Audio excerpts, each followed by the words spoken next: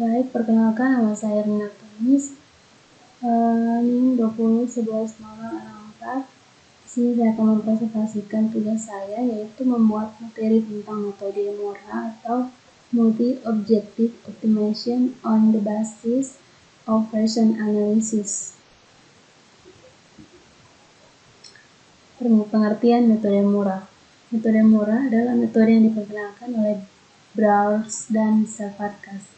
Metode yang relatif baru ini pertama kali digunakan oleh Browers dalam suatu pengambilan dengan multi kriteria.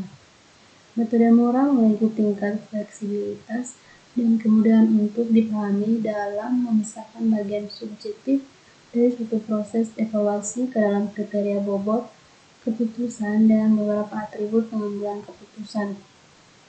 Metode ini memiliki tingkat selektivitas yang baik karena dapat menentukan tujuan dari kriteria yang bertentangan, di mana kriteria dapat bernilai menguntungkan atau benefit, atau yang tidak menguntungkan atau cost.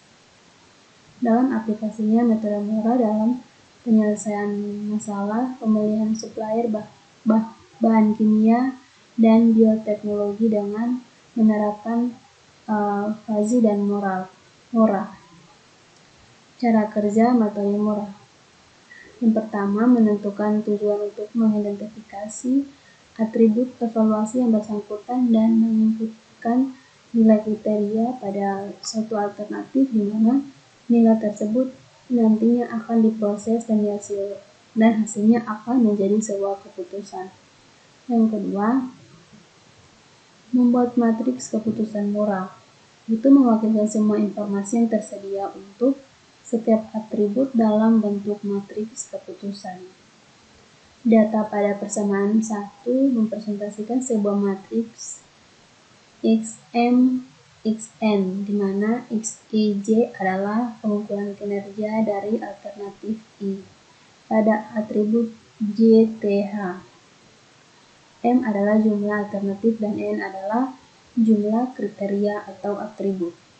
Kemudian, sistem rasio dikembangkan di mana setiap kinerja dari sebuah alternatif pada sebuah atribut dibandingkan dengan penyebut yang merupakan wakil untuk semua alternatif dari atribut tersebut.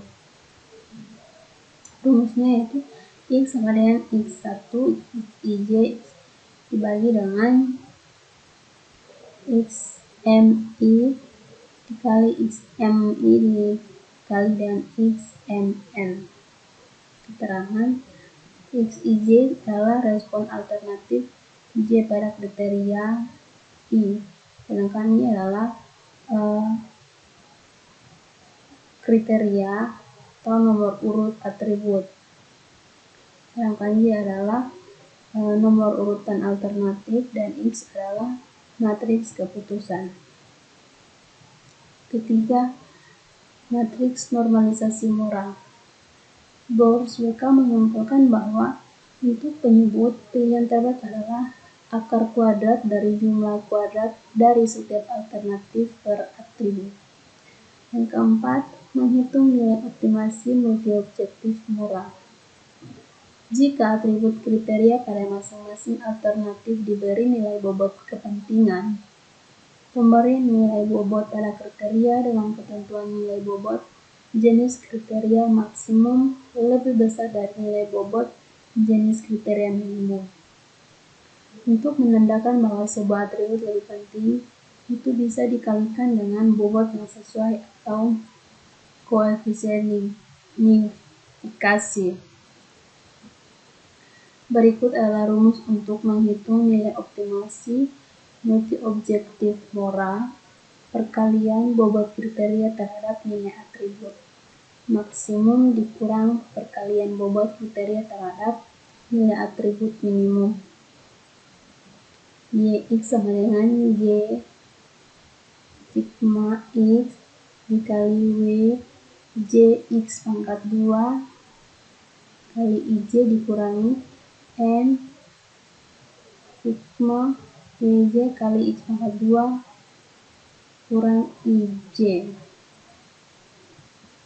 Dimana I adalah kriteria atau atribut dengan status maximize, I adalah nilai atau atribut dengan status minimize. Nilai Z adalah respon alternatif J pada kriteria I, sedangkan YI adalah nilai yang telah dinormalisasikan dari alternatif 1 terhadap semua atribut.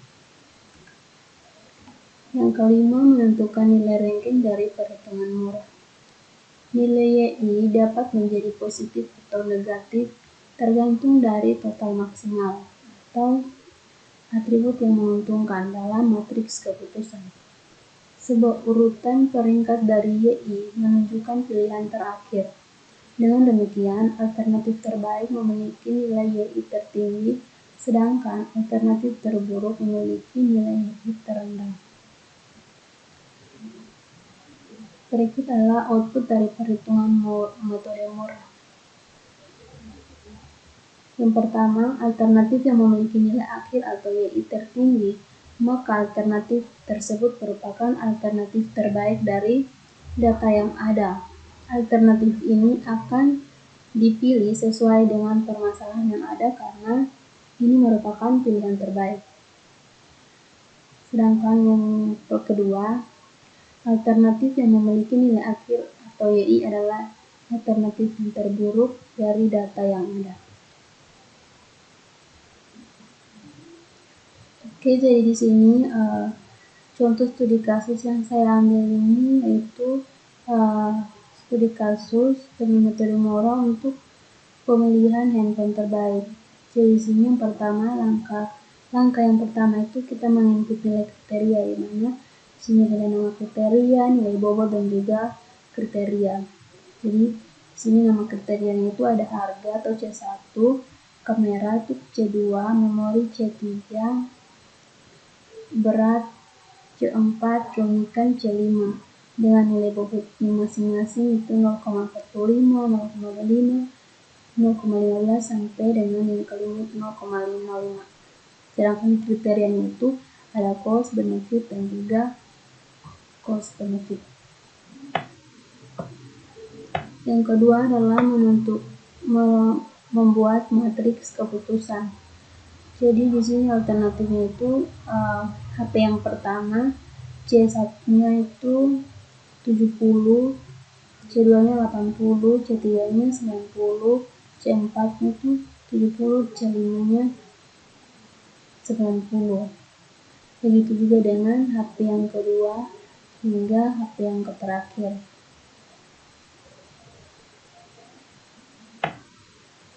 Yang langkah ketiga adalah normalisasi matriks. Jadi di sini kita menentukan nilai normalisasinya dari setiap kriteria. Jadi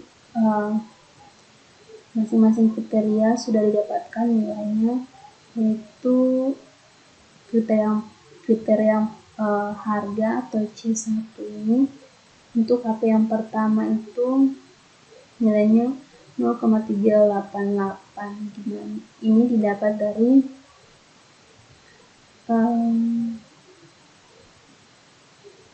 nilai C1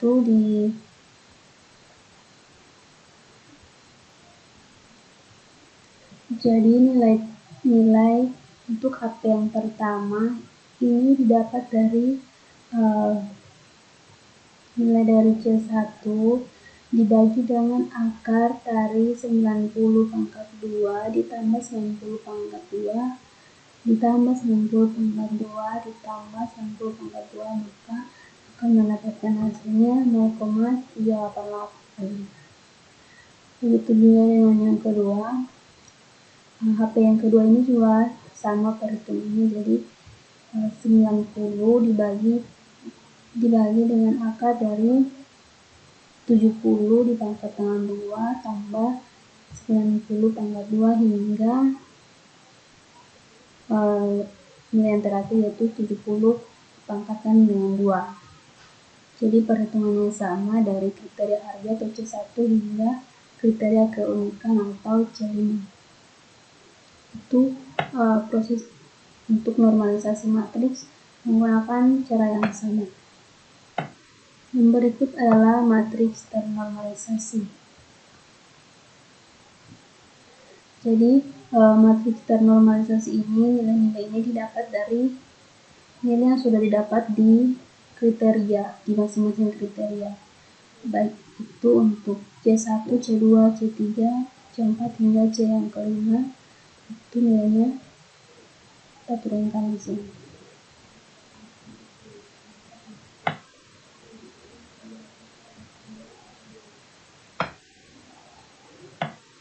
Kemudian langkah yang keempat adalah optimalisasi nilai atribut atau matriks normalisasi dikali dengan nilai bobot. Jadi nilai bobot yang sudah ditentukan dari awal itu dikalikan dengan hasil normalisasi matriks tadi. Jadi untuk hasil yang pertama C1 itu dikali dengan harga dari nilai bobot dari C1 yaitu 0,45. Sedangkan C2 ini dapatnya dari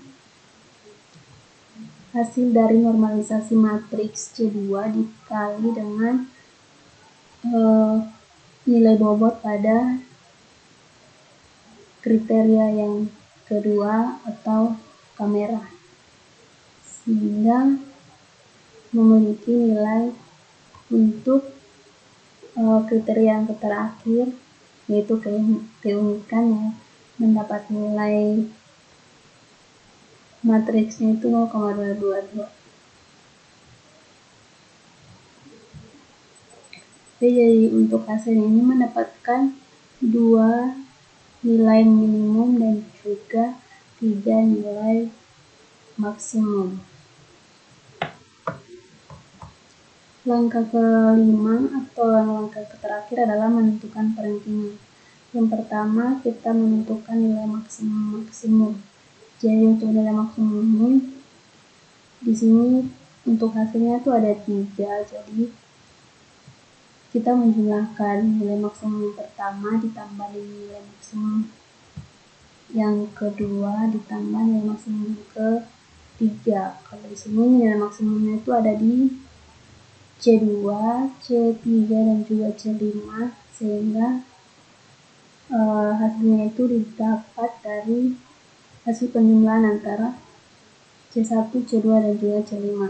Sedangkan untuk nilai minimumnya didapat dari penjumlahan dari nilai minimum yaitu C1 dan juga C4. Kemudian untuk nilai Y ini atau tahap yang terakhir ini didapat dari nilai maksimum dikurangi nilai minimum. Jadi nilai maksimum yang pertama dikurangi nilai minimum yang pertama, hasilnya adalah negatif 0,004. Sedangkan nilai maksimum yang kedua dikurangi nilai minimum yang kedua, hasilnya itu negatif 0,055. Begitu juga hingga sampai pada alternatif yang kelima. Jadi untuk menentukan handphone terbaik pada sistem pendukung keputusan menggunakan metode murah pada studi kasus ini adalah HP yang pertama, karena dia memiliki nilai paling tertinggi. Demikian dan terima kasih.